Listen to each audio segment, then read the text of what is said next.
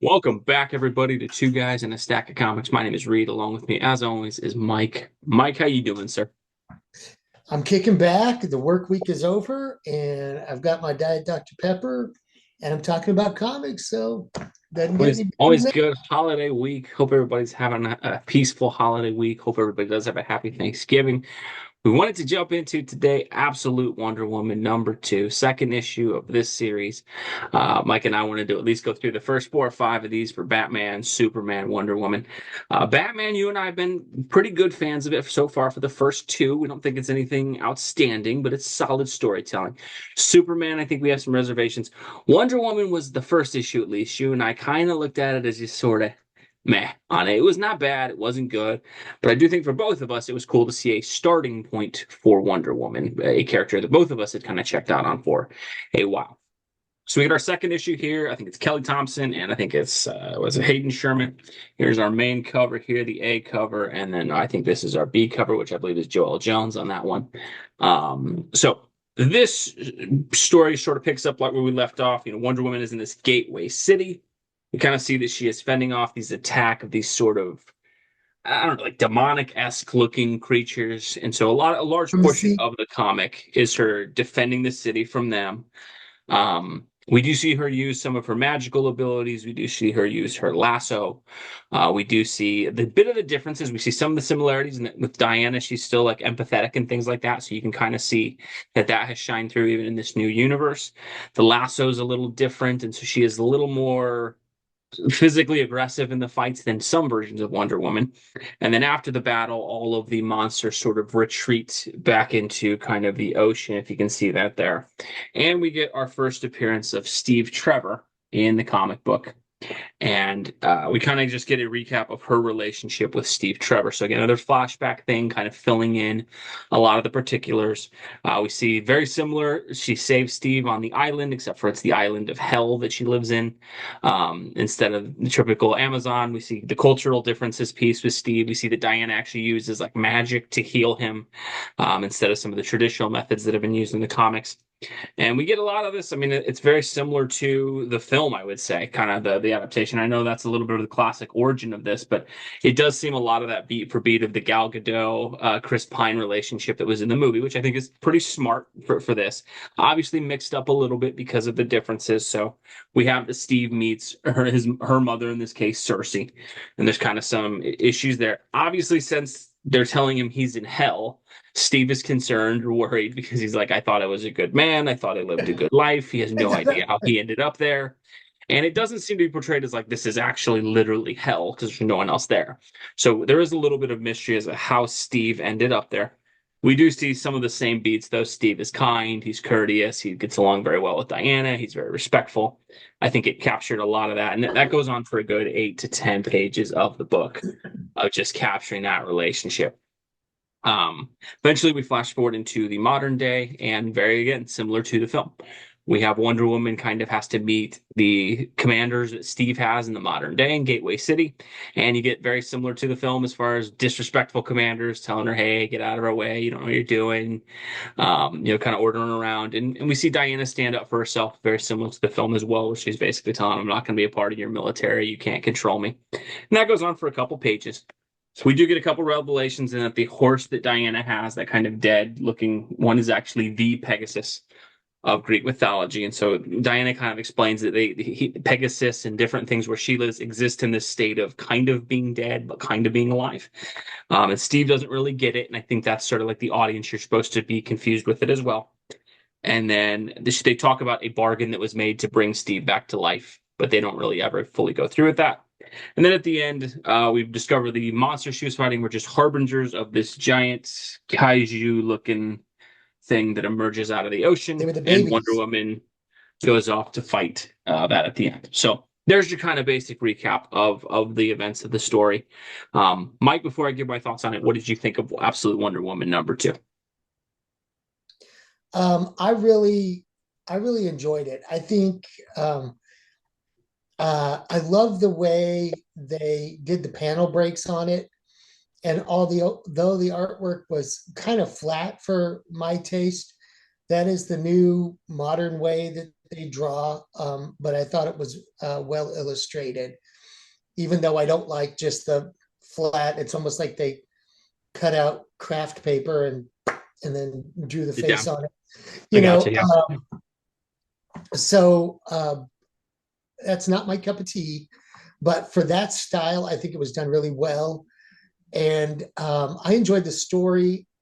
There's This is what I thought of it. There was enough of the traditional elements of Wonder Woman there for it to really hook me, and it was interesting enough story.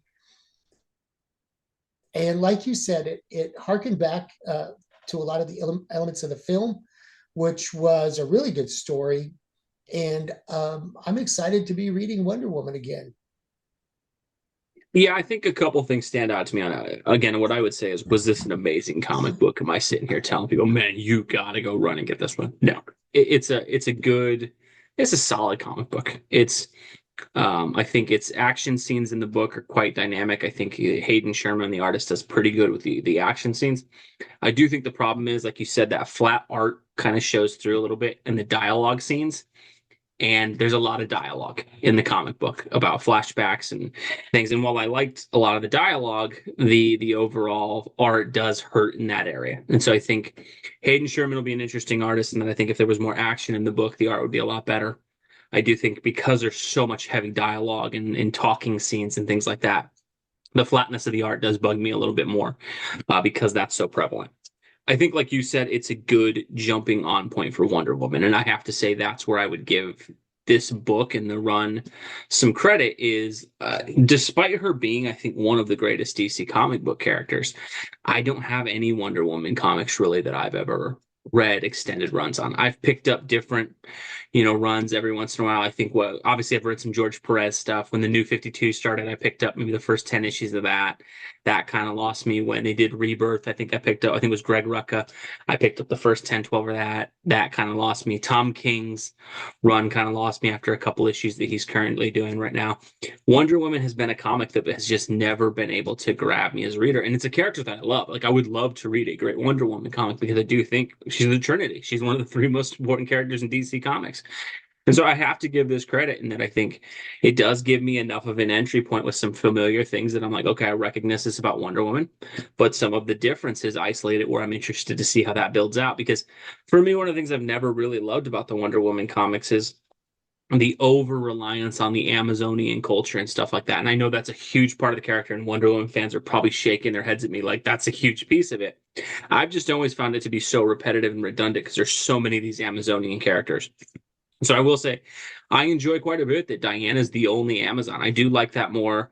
They've kind of made her more of a Superman-esque figure, like the last son of Krypton, like Superman at least should be, where you do see like, hey, this is a Yeah. unique individual. There's not 50 different versions of Wonder Woman yet in this universe. Obviously, that may come at some point, but I do enjoy that piece. I think the other thing, and I'll be interested to get your thoughts on this. This was, I thought, a great comic book if it had come out 7 years ago.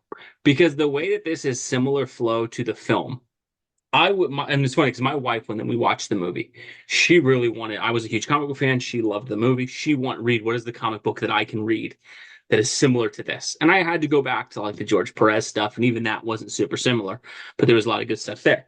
Had a comic like this been on the stands at that time when there was this 200 plus $1 million movie out for Wonder Woman, this is the type of comic that should have been out in an environment where you've got a nice Like jumping on point.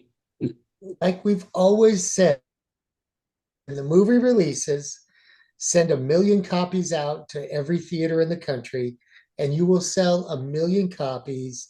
And then the next issue too, they will go to their comic book store and put it on their sub list.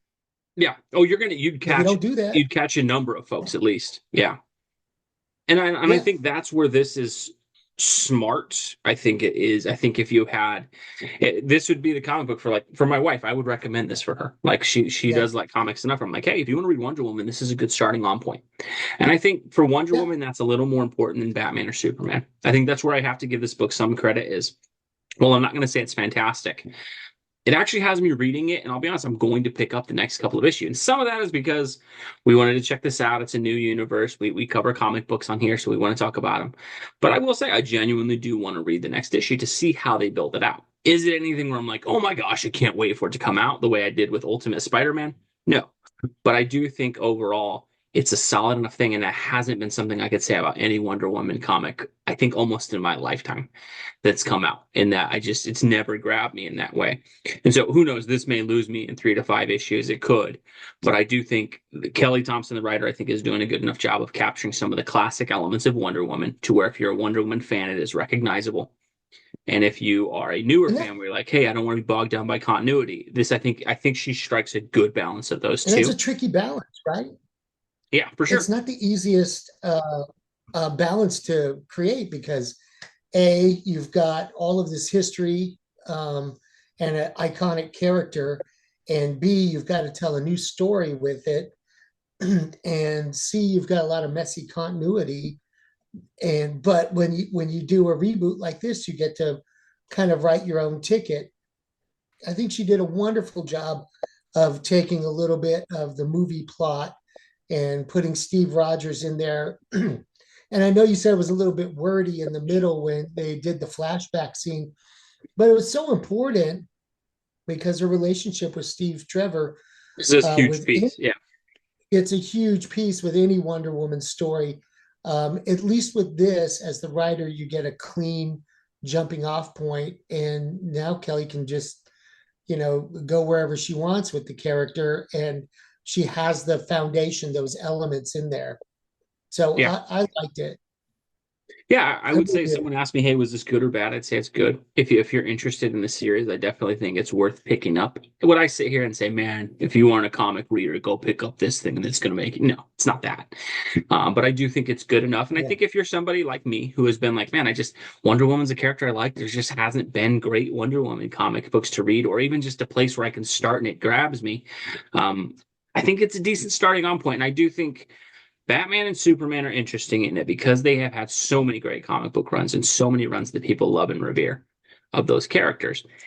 When they do Absolute Batman and Absolute Superman, I think there's a higher level of criticism that goes with those comic books because of we've seen Jeff Loeb and we've seen Frank Miller and we've seen Grant Morrison and we've seen Kurt Swan, so many great creators who have worked on those characters that if it looks wrong or it sounds wrong or whatever it is, we're like, hey, that's not Superman or that's not Batman.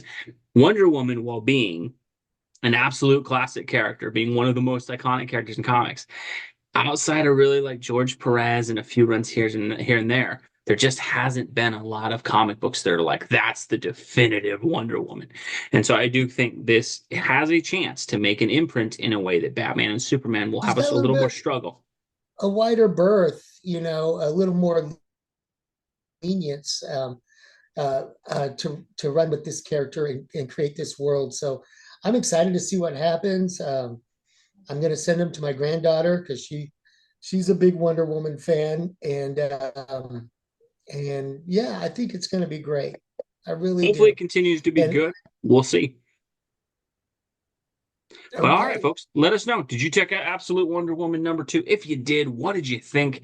Did you enjoy the series? Did it lose you with issue 1? Let us know what you think below. Even if you massively disagree with us, we always love seeing that down below as well.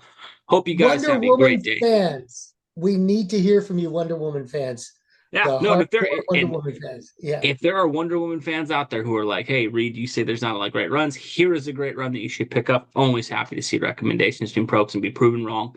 We'd be thrilled to have that happen. Let us know what you think below. Have a great rest of your day, folks. Thank you for watching. Have a happy Thanksgiving, and God bless you. thanks everybody.